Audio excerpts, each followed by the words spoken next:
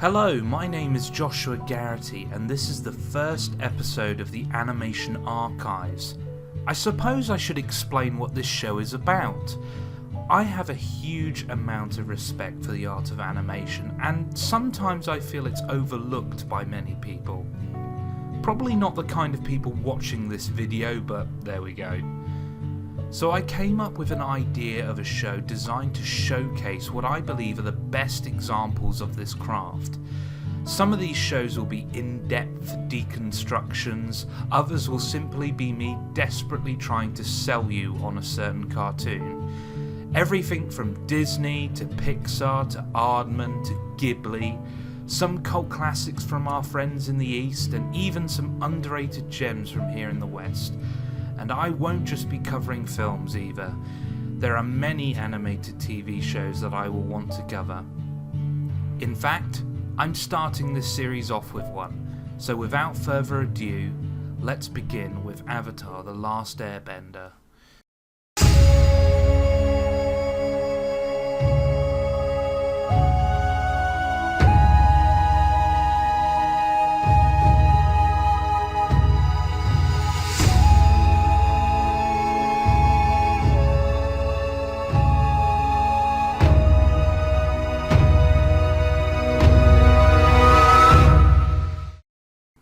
Avatar: The Last Airbender is the brainchild of Michael DiMartino and Brian Konietzko, both of whom had helped work on shows like Family Guy and King of the Hill.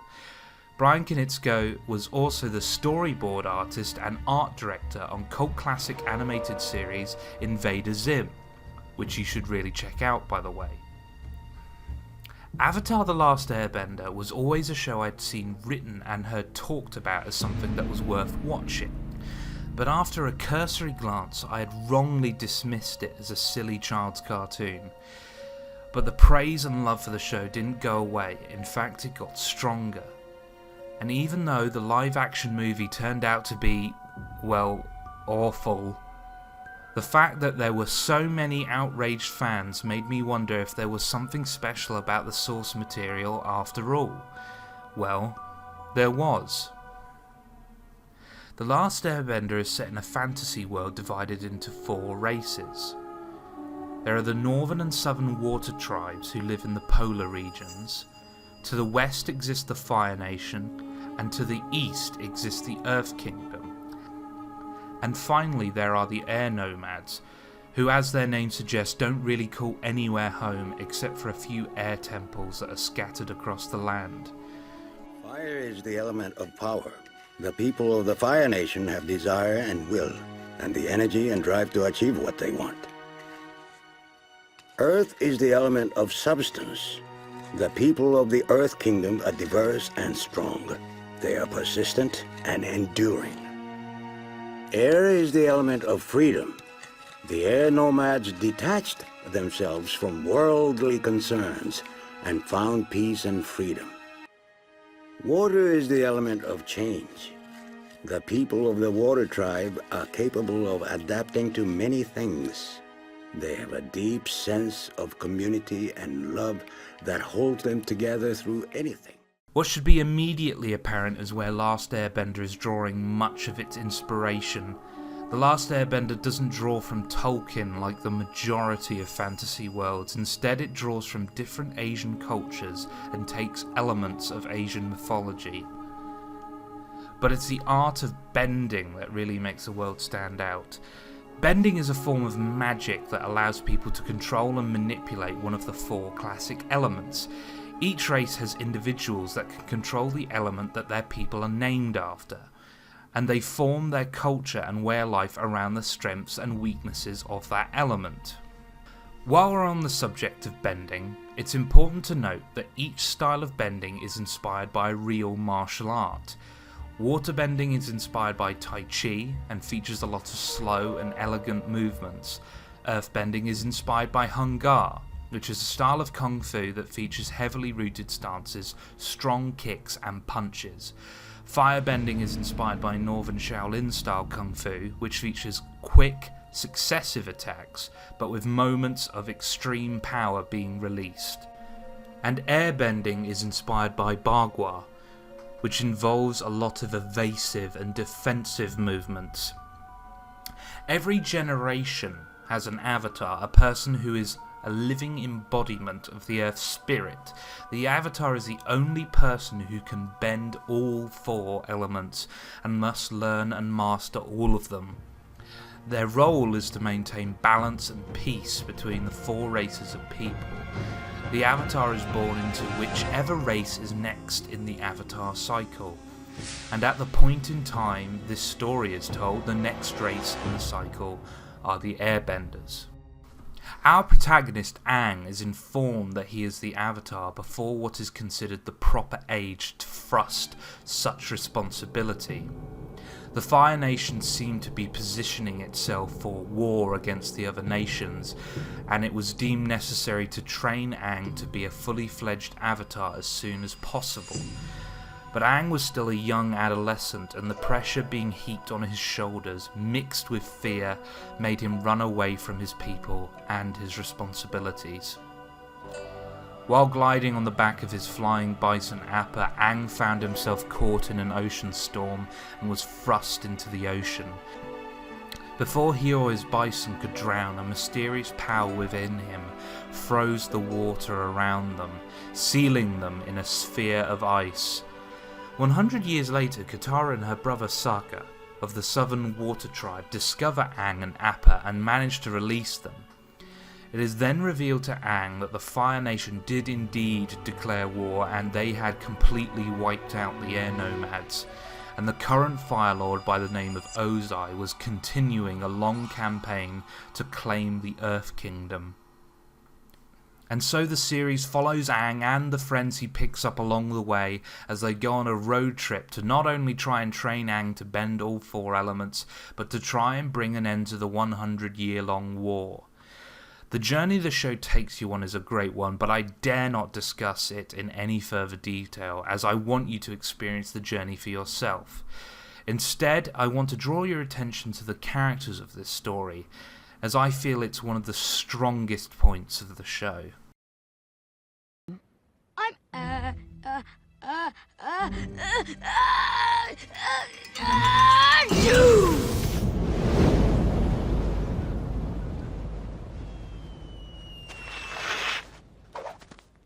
Aang. Aang is the hero of the story, and the show revolves around him amassing skills and knowledge he will need to end the 100-year war once and for all. Aang can be fun-loving, somewhat naive, and an adventurous goofball. But he has a strong moral centre, possessing a deep respect for other people and all life in general. He's a pacifist, and he doesn't want to engage in conflict. This was one of the reasons he chose to run away 100 years ago, and now that he has woken to see the destruction his refusal to take action has wrought, he feels a great deal of shame and guilt and desperately wants to make up for his mistake. But he still tries to deal with situations non-violently despite being an extremely powerful bender. Whenever Aang is in combat, many of the skills he employs are evasive and defensive, and only on rare occasions does he take the offense.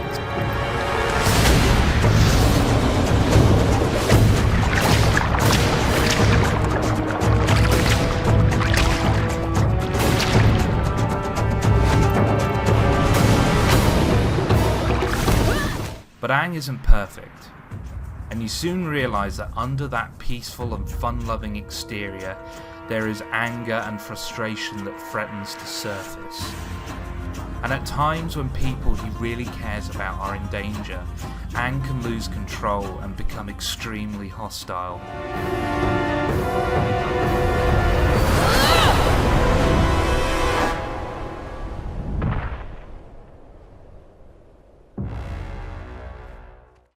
Aang's journey isn't just about him amassing power. It's about him growing up and learning to better understand who he is and how to control his emotions. When you first meet him, he's just a goofy kid, but by the end he is transformed into a warrior. I couldn't control myself. I hated feeling like that. But now you're not letting yourself feel anything. I know sometimes it hurts more to hope, and it hurts more to care. But you have to promise me that you won't stop caring. Come on, you need a hug. Thank you for your concern, Katara.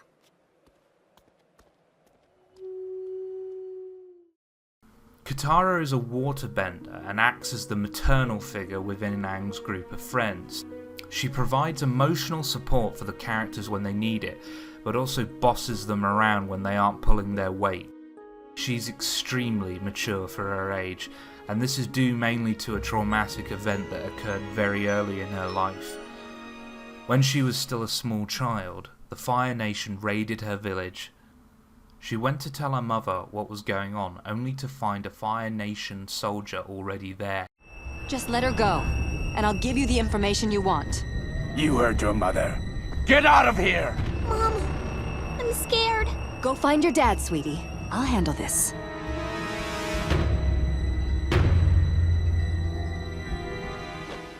That was the last time she saw her. Because their father had gone to fight in the war, Katara took on more responsibilities to make sure her and her brother were safe. Katara is possibly the most selfless member of the group, constantly worrying about others, but she has a deep-seated hatred of the Fire Nation and associates all of them with the death of her mother. This really shows in combat, as many of her attacks are very aggressive.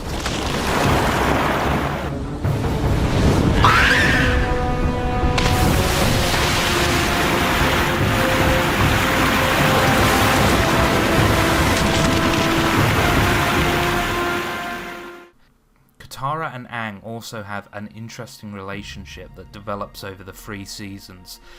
The two characters become very close and provide each other with a lot of support. Katara is the heart and soul of the series, and all the way through you're hoping she can recover from her trauma and put the past behind her. Suit yourself. It's very thirst quenching though.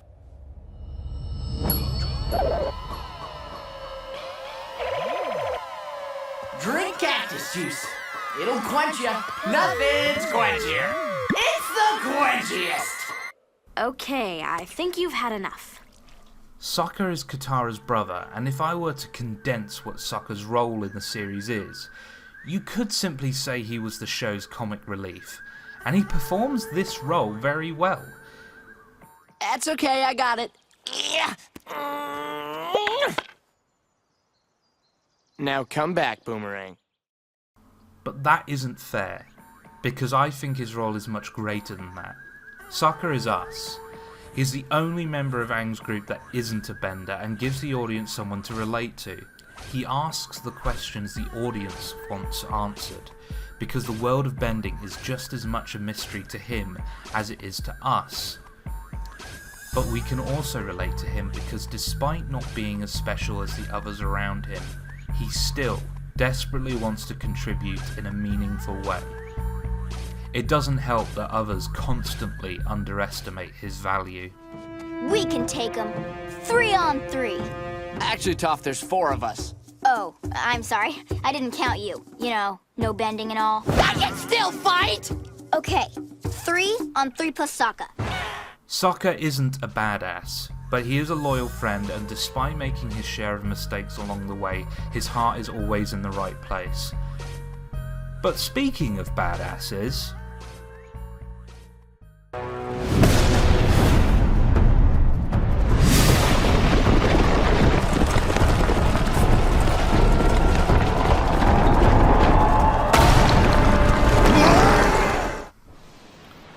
Toph is without doubt my favourite character on the show. Toph shares a lot in common with another fictional character, Daredevil. Both characters are blind, whether it be because of an accident or in Toph's case, was simply born that way. But despite their handicap, both characters developed skills and abilities that not only compensated for their disability, but made them capable of feats that others simply aren't. Even though I was born blind, I've never had a problem seeing. I see with earthbending. It's kind of like seeing with my feet. I feel the vibrations in the earth, and I can see where everything is. You, that tree, even those ants. This ability can let her see things that others can't.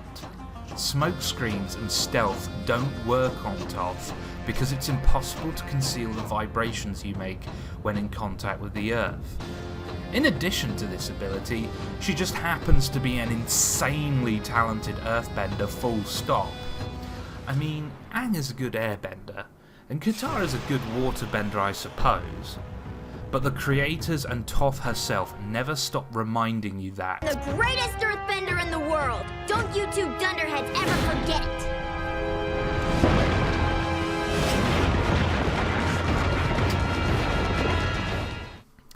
Toph is one of the most entertaining characters to see in combat just because she attacks her opponents head on, and many of the sound effects that accompany her abilities sound so destructive.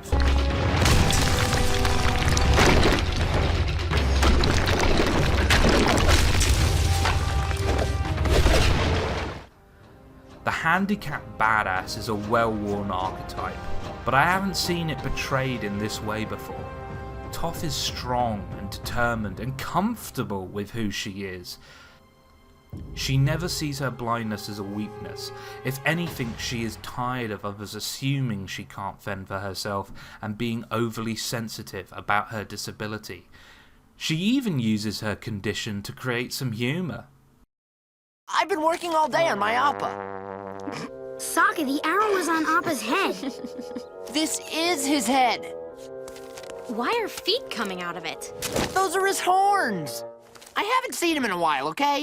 It looks just like him to me. Thank you, I worked really... Why do you feel the need to do that? Toph knows she's a badass, and you enjoy watching her enemies realise the hard way.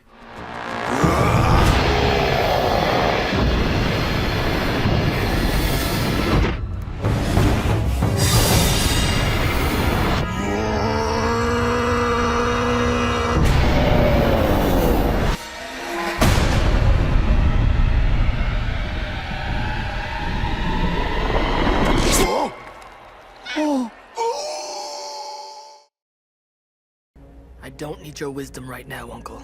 I'm sorry. I just nag you because, well, ever since I lost my son, Uncle, you don't have to say it. I think of you as my own. I know, Uncle. We'll meet again. Zuko is Fire Lord Ozai's banished son, and is not permitted to return home until he finds and captures the Avatar. I have to be honest, when I first encountered Zuko, I thought he was a dork. His attitude, his demeanour, were not only unlikable, but also kind of uninteresting. In fact, the way he was portrayed in the early episodes of the show contributed to my dismissal of the series when I had first attempted to watch it. But over the course of the 3 seasons, Zuko evolved. And as an audience member, you got a greater sense of what made the character tick. Plus, his hair stops looking ridiculous after season 1, which helps. I know you're trying to impress us with your ponytail, Zuko, but this look suits you much better.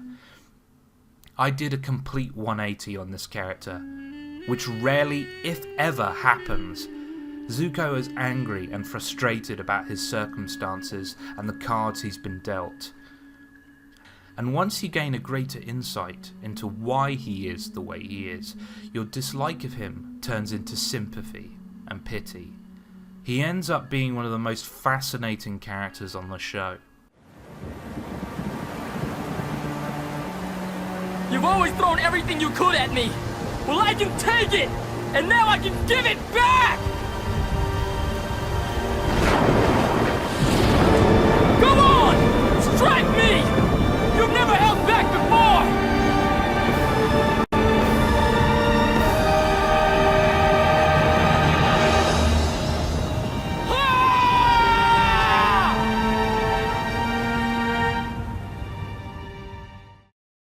Uncle Iroh is key to how Zuko develops over the 3 seasons. While on his surface he appears to simply be a kooky old man, Iroh is wise and intelligent. and unlike many other firebenders, has a great deal of respect for the other nations and their culture. A lot of what informs Iroh's character is the death of his son, who he lost during the war with the Earth Kingdom. I got you, Dad!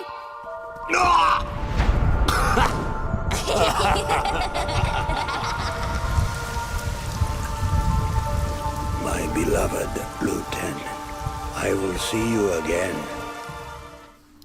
While accompanying Zuko, Iroh has grown to love Zuko as if he was his own son, and it frustrates him to see him so angry and desperately wishes Zuko would live for himself rather than regain the honor he believes has been taken from him.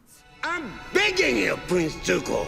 It's time for you to look inward and begin asking yourself the big questions. Who are you? And what do you want? Iroh comes to represent what the Fire Nation could be under different circumstances, and serves to remind you that the Fire Nation as a whole isn't the real enemy. Now who are you and what do you want? You mean you haven't guessed? You don't see the family resemblance? Here's a hint. I must find the Avatar to restore my honor. It's okay. You can laugh. It's funny. And now we're getting to the real antagonists of this show. Azula is Zuko's sister, but unlike Zuko, who was banished in disgrace, Azula is her father's pride and joy. She's cold, manipulative, and an elitist. She's a firebending prodigy, capable of creating pure blue flame and even summoning lightning, which only the greatest of firebenders can do. She's also extremely athletic, able to dodge and weave past most attacks. A lot of what she has become is due to her upbringing. Her father put a lot of pressure on her to be the best, while her mother was increasingly scared of her. Skip forward to the present, and she's socially awkward, paranoid, and a tiny bit loopy. Don't pretend to act proud. I know what you really think of me. You think I'm a monster. I think you're confused. All your life you've used fear to control people, like your friends May and Ty Lee. Well, what choice do I have? Trust is for fools. Fear is the only reliable way. Even you fear me. No, I love you, Azula. I do.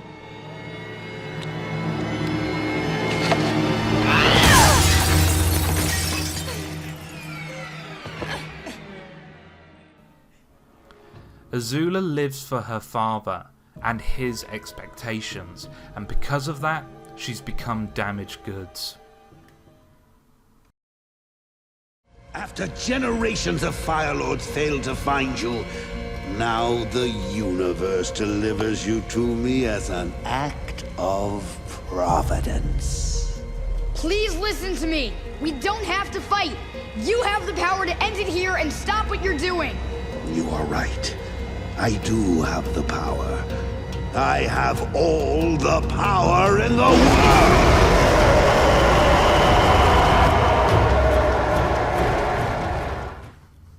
Fire Lord Ozai is the finish line. The ultimate goal of the series is for Aang to remove him from his position of power by any means necessary. I haven't been naming voice actors up until this point, but I'm pretty sure most of you can recognise Mark Hamill's voice acting from a mile away, and he does an excellent job of making Ozai genuinely threatening. And I feel that's why Ozai is such a great antagonist, because he's built up to be extremely powerful and more than capable of dealing with Aang and his friends.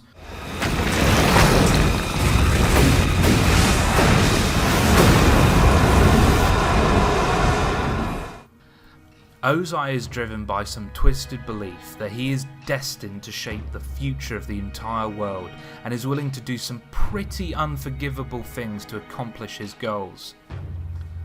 There is an argument to be made that he is the least complex of all the characters on the show and is just a pure bad guy. But he is clearly a huge danger, and so you have a lot of respect for him. I could go on about characters like Ty Lee, May, Jennifer Hale, Suki, Boomy, Jennifer Hale, but we'd be here all day, and I don't want to waste any more of your time. You've told us a lot about the show, Josh, but you haven't really told us why you hold it in such high regard. Well, because like Pixar, this manages to be appropriate for all ages while not shying away from difficult subject matter. The show does take a while to establish its tone, and the early episodes do feel like they are geared towards a younger audience, and the episodes are more self-contained. But from season 2 onwards, each episode feels like it's building towards a greater whole, and focuses much more on the ongoing conflict that threatens to consume everyone. I was caught off guard by some emotional moments in the show, and I found myself becoming very attached to the cast of characters and their separate journeys.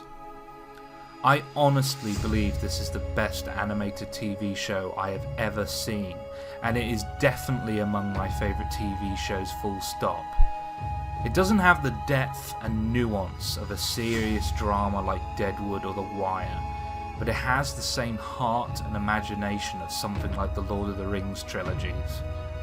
I urge everyone to seek this out on DVD or on Netflix and fall in love with it the way I did.